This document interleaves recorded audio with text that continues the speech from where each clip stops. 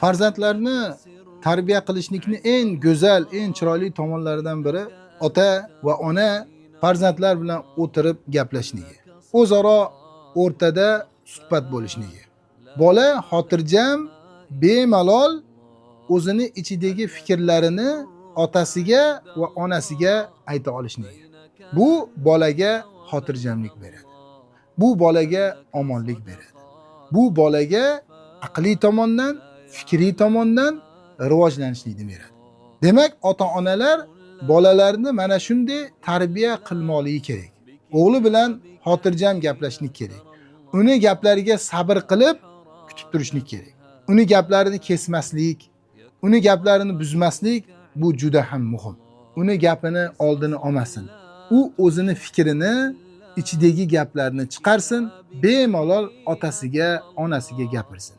Mana bu hol bolani nima qiladi? Aqliy tomondan o'stiradi, rivojlantiradi. Ba'zan bola otasiga gapira olmaydi, onasiga gapiradi. Ba'zan onasiga ham gapira olmaydi. Bu tarbiyadagi muammolardan sanaladi.